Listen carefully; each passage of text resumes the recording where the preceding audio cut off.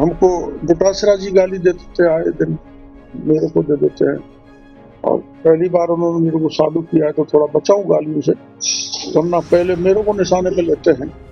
आजकल की बदजबानी राजनीति में चली है, उसको पब्लिक महत्व नहीं देती। समय लगेगा, लेकिन ये सब जेल में जाएंगे जिन्होंने भ्रष्टाचार फैलाते हैं। प्रदेश में वसुंधरा जी का वही स्टेचर है। सब जातियों की सीमाओं को तोड़कर कितने बार उनके बेटा और वो यहाँ से सांसद बने, एमएलए बने, मुख्यमंत्री बने, तो उनकी कोई जाति है नहीं। तो जाति के आधार पर लोगों को बहकाकर, उकसाकर राजनीति करने वालों को जनता जल्दी पहचान पाती है। हम जीत रहे पूरी तरह से, कोई दिक्कत नहीं।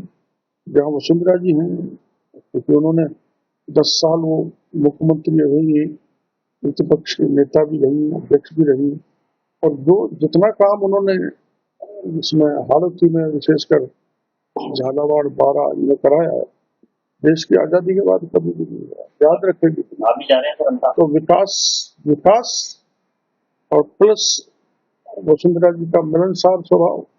देश में जैसे प्रधानमंत्री का स्टेचर है, उनके कहने से वोट घूमते हैं, उनके कहने से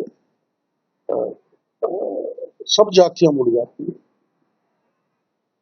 वो जाति को महत्व नहीं देते तो प्रथम राष्ट्र का मानने वाले, देश ही सब कुछ है, राष्ट्र ही सब कुछ है। वैसे ही प्रदेश में वसुंधरा जी का वही स्टेचर है।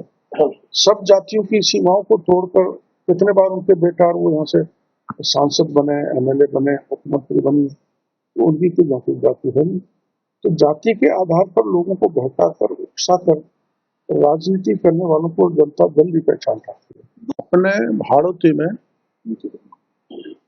सर्वाधिक बरसात हुई, जिसमें 12 में सबसे ज्यादा हुई है प्रदेश की वर्षा।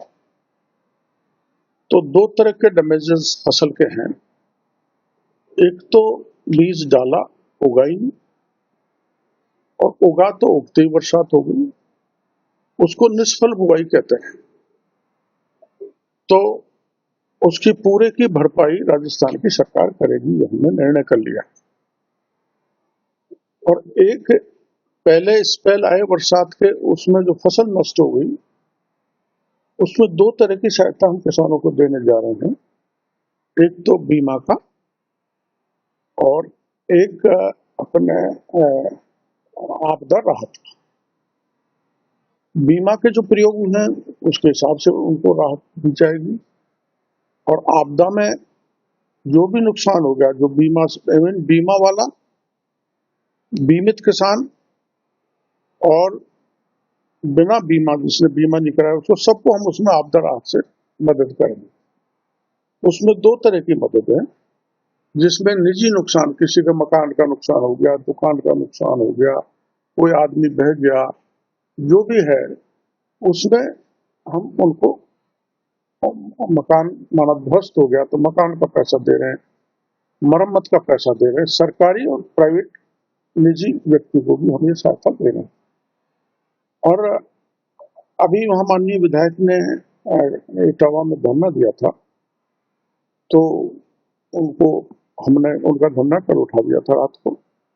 उनकी मांग यही थी कि वहां उनके नुकसान का भरपाई हुई। वो मांग सर्वत्र है हाड़ौती में। तो 2 तरह का है। एक तो पोस्ट हार्वेस्टिंग, जो फसल कट के खेत में गिर गई, बरसात हो गई, उसके कारण नुकसान हो गया, तो उसका पैसा देंगे। ड्रोन से सर्वे करा के हमको 100% नुकसान मान लिया। दूसरा, जो फसल धान की थी, धान ही कहते हैं, चावल की जो कट गई, उसका बीमित है, बीमा से भी देंगे, आपदा राहत से भी देंगे। और जो खड़ी है, उसको हमने 100% नुकसान मान लिया। यहाँ हमने 50% से 90% तक का नुकसान का कुछ विभाग ने आकलन किया है। ये मानकर सारा किसानों को देंगे। हम 1700 करोड़ रुपए किसानों को राज्य में बांट चुके हैं।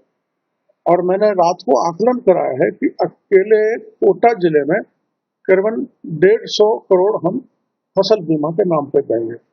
और ऐसे चारों जिलों में करीबन 500 करोड़ रुपए फसल बीमा के नाम पर बांटेंगे और इतने ही रुपए हम आपदा का सहायता में हम देंगे।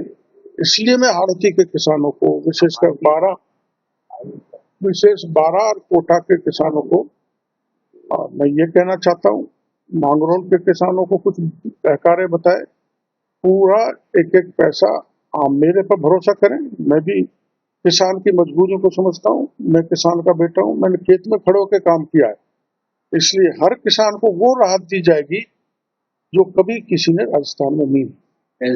जैसे फर्टिलाइजर के 18 बड़े प्लांट्स को सील कर दिया, उनके सैंपल ले लिए और उसमें से जैसे 11 बड़े फर्मों के उसमें 10 सैंपल फेल आए तो उनके लाइसेंस निरस्त गए। ऐसे ही गंगानगर में जो बड़ी सीड कंपनी थी उनके सेल बंद कर दी, कई को सील कर डाला। तो जो जिनैन कंपनीज हैं जो अच्छा बीज बनाती हैं उनका ही बीज किसान लेने लगा है। अब जल्दबाजी में किसान, मैंने जाके देखा था तो वहाँ जहाँ खेत बता रखे थे वहाँ वो बीज ही नहीं तैयार किया गया था, यानी मंडी से अच्छा अनाज उठाकर उसको अच्छी अच्छी थैलियों में और चमकीला बीज को बनाकर किसानों को दे रहे थे। तो बहुत बड़ा धोखा है कि ये राजनीति कर रहे हैं। तो चुनाव होते ही यहाँ भी बड़ी कार्रवाई मेरी नजर में है, एक नहीं अनेक हैं, जो मैं आपको अचानक बुलाऊंगा तो आपको पता लग जाएगा कि यहाँ भी गड़बड़ चल रहा है। मछली तैरती हुई कब पानी को पी जाए ये पता नहीं लगता। वैसे ही शासन तंत्र के कुछ कर्मचारी अधिकारी ऐसा कबाड़ा कर बैठते हैं तो मेरे को उपस्थित रहना पड़ता है। इस दृष्टि से मैंने उदाहरण दिया था। मैं मेरे अधिकारियों को भ्रष्ट नहीं कह रहा, पर निगरानी रखना जरूरी। उन पर मेरी निगरानी भी रहती है, हम साथ रहते तो उनकी निगरानी मेरे पे भी रहती है। तो कोई भ्रष्टाचार नहीं फैलना चाहिए, उस दृष्टि से मैंने ये उदाहरण दिया। वो भी भ्रष्टाचार हो जाएगा सबका। अभी तो 2 साल हुए हैं, सब जेल में जाएंगे। आप ही बताओ, आप सोच सकते हो कि पिछले राज्य में हमने बड़े आंदोलन किए, चाहे सब इंस्पेक्टर का मामला हो, चाहे पीट पेपर का हो, चाहे वीरांगना का हो, पिछले राज्य में तो कोई कार्रवाई नहीं की। बजरंगाल सरकार ने 76 थानेदार जेल के शीर्षों में डाल रखे हैं। देश के इतिहास में कहीं इतने थानेदार जेलों में नहीं गए। आरपीएससी के 2 मेंबर को जेल में डाल दिया। इसलिए सरकार कार्रवाई कर रही है और प्रमाणित करने के लिए समय लगता है, समय लगेगा, लेकिन ये सब जेल में जाएंगे जिन्होंने भ्रष्टाचार फैलाते हैं। हमको डोटासरा जी गाली दे देते हैं, आए दिन मेरे को दे देते हैं, और पहली बार उन्होंने मेरे को साधु किया है तो थोड़ा बचाऊं गालियों से, वरना पहले मेरे को निशाने पे लेते हैं। आजकल की बदजबानी राजनीति में चली है, उसको पब्लिक महत्व नहीं देती।